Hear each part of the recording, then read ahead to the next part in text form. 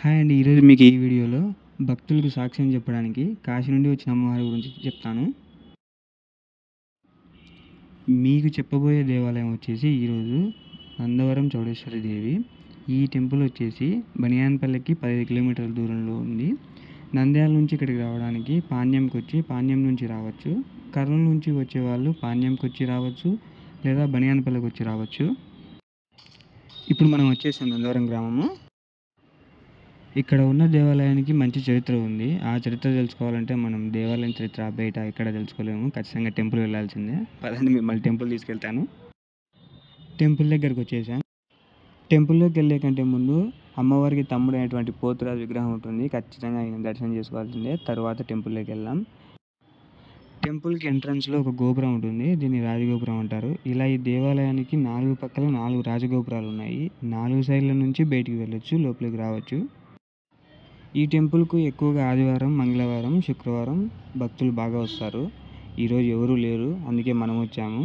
ఎవరు లేని టైంలోనే గుడిని చూడొచ్చు, చూపించవచ్చు. క్రౌడ్ ఎక్కువ ఉందంటే అసలు చూపించలేము ఇంత మంచిగా. ఇప్పుడు మీరు చూస్తుంది ఈ టెంపుల్లోని విగ్రహం. చూడండి ఎంత ఉగ్రరూపంగా ఉంటుందో అమ్మవారు. దర్శనం చేసుకొని బయటకు వస్తే బయట కనపడేది కల్వి చెట్టు. ఈ చెట్టు చాలా ప్రత్యేకత ఉంది. ఇది కాశీ నుండి అమ్మవారి చీర కుంగుకు తగులుకొని ఇక్కడి వరకు వచ్చేసింది. ఈ గుడిలో ఇంకా కొత్తగా కన్స్ట్రక్షన్ జరుగుతూ ఉంది, చూడొచ్చు మనం. ఈ గుడిలో లెఫ్ట్ సైడ్కి ఒక గుహ ఉంటుంది. ఆ గుహ చాలా ఇంపార్టెంట్. అమ్మవారు కాశీ నుంచి ఈ గుహ ద్వారానే ఇక్కడికి వచ్చారు. ఈ గుహలోకి ఇలా మెట్ల దారి గుండా వెళ్ళాలి. ఈ గుహలో అమ్మవారి పాదాలు ఉంటాయి. ఈ గుహ నుంచి రాజుగారు కాశీ వెళ్ళి వచ్చేవాళ్ళు. ఇప్పుడు ఆ మార్గం లేదు, అది క్లోజ్ చేశారు. లోపల అమ్మవారి పాదాలు ఒకటి ఉంటాయి. వెళ్తే ఖచ్చితంగా చూసి రండి. ఇది గుహ అంటాం కానీ గుహలాగా ఏమి ఉండదు, ఒక మామూలు రూమ్ లాగే ఉంటుంది. అది మీకు లోపలికి పోతే అర్థమవుతుంది. ఖచ్చితంగా ఇది వెళ్తే ఇది మాత్రం ఖచ్చితంగా మిస్ కాకుండా చూడండి. ఈ టెంపుల్లో ఇది చాలా ఇంపార్టెంట్. ఇప్పుడు మనం థంబ్నెయిల్లో పెట్టినట్టు ఏం సాక్ష్యం చెప్పడానికి అమ్మవారు వచ్చింది అనేది ఒక హిస్టరీ ఉంది, అది తెలుసుకున్నాము ఒక చిన్న వీడియో ద్వారా. అనగనగా ఒక రాజు అనే కథలు మీరు చాలా ఎన్ని ఉంటారు. అలాగే ఈ కథలో ఒక రాజు ఉన్నాడు, ఆయనే నందన రాజు. ఈయన వచ్చేసి దత్తాత్రేయ స్వామి భక్తుడు. ఈయన గొప్ప తపస్సు చేసి దత్తాత్రేయ స్వామిని మెప్పించి ప్రత్యక్షమయ్యేలా చేసుకుంటాడు. ప్రత్యక్షమైన స్వామి నీ కోరిక ఏమిటి అని అడిగితే, స్వామి నేను రోజు కాశీ వెళ్ళి గంగలో స్నానం ఆచరించి కాశీ విశాలాక్షిని దర్శించుకోవాలి అని అడుగుతాడు. అప్పుడు స్వామి మంత్రపాదుకలు రాజుకి ఇస్తాడు. రాజు వీడితో రోజు కాశీ వెళ్ళి గంగా స్నానం ఆచరించి అమ్మవారిని దర్శించుకొని తిరిగి వస్తూ ఉంటాడు. ఇది తెలియని రాణి రాజును రోజు అడుగుతూ ఉంటుంది ఎక్కడికి వెళ్ళారు అని.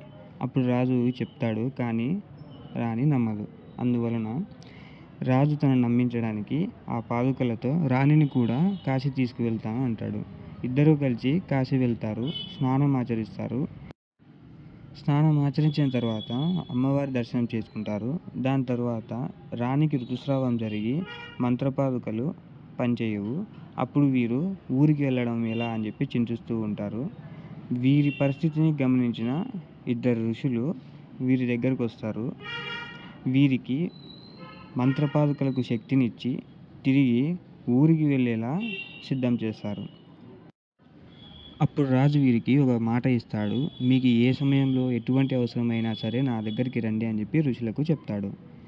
తర్వాత కొంతకాలానికి కాశీ గ్రామంలో కరువు సంభవించి ఋషివర్యులు నందనరాజు దగ్గరికి సహాయం కోసం వస్తారు. అప్పుడు నందనరాజు, నేను మీకు ఇచ్చిన మాట నాకేం గుర్తులేదు, దీనికి సాక్ష్యం ఏమిటి, సాక్షులు ఎవరైనా ఉంటే వారిని తీసుకురండి అని చెప్పి ఋషివర్యులకు చెప్తాడు.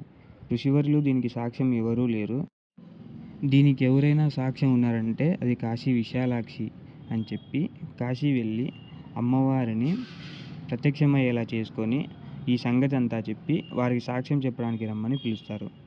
అమ్మవారు మీరు ముందు వెళ్ళండి, నేను మీ వెనకల వస్తాను అని చెప్పి వీరితో పాటు నందవరం గ్రామానికి వస్తుంది. అప్పుడు నందనరాజు, తల్లి నన్ను క్షమించు, నేను నిన్ను ఇక్కడికి రప్పించడానికి ప్రతిరోజు మీ దర్శనం చేసుకొని మిమ్మల్ని సేవించుకోవడానికి ఇలా చేశాను. మీరు నా కోరిక మేరకు ఇక్కడే కొలువై ఉండండి అని ఆమెను కోరుతాడు. సాక్ష్యం చెప్పడానికి వచ్చిన అమ్మవారు భక్తుని కోరిక మేరకు ఇక్కడే సాక్షాత్తుగా కొలువై ఉంది. ఇది ఈ దేవాలయం చరిత్ర. ఇంకా కథలోంచి బయటకొచ్చి దేవాలయం బయటకొస్తే ఇలా ఉంటుంది. ఇక్కడ బయట అమ్మవారికి సంబంధించిన పూజా సామాగ్రి అంగళ్ళు కూడా ఉంటాయి.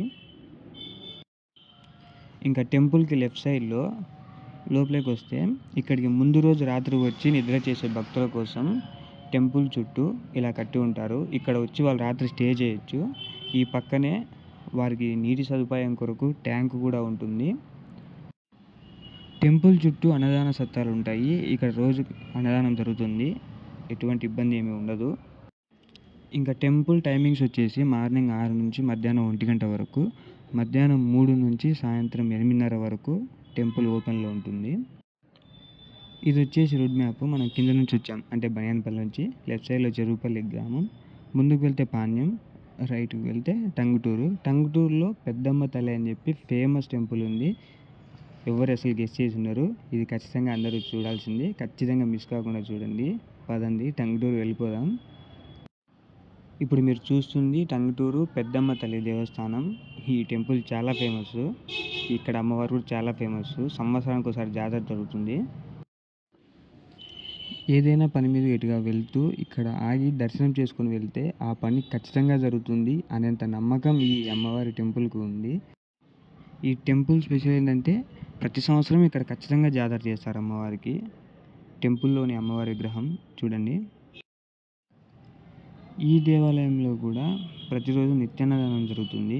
ఈ నిత్యాన్నదానం వచ్చేసి టెంపుల్కు ఎదురుగానే ఉంటుంది. ఖచ్చితంగా ఇక్కడికి వచ్చిన వాళ్ళు ట్రై చేయండి నిత్యాన్నదానం. అమ్మవారి ప్రసాదం మీకు లభించినట్లే. ఈ వీడియోలో థంబ్నెయిల్లో చెప్పినట్టు సాక్ష్యం చెప్పడానికి వచ్చిన అమ్మవారి గురించి మీకు చెప్పాను. తర్వాత ఇంకొక మంచి టెంపుల్ గురించి కూడా మీకు చెప్పాను. ఈ వీడియో మీకు నచ్చినట్లయితే లైక్ చేయండి. ఏమైనా అనిపిస్తే కామెంట్ చేయండి. కొత్త వారు ఎవరైనా ఉంటే సబ్స్క్రైబ్ చేసుకోండి, మర్చిపోకండి. Okay, bye.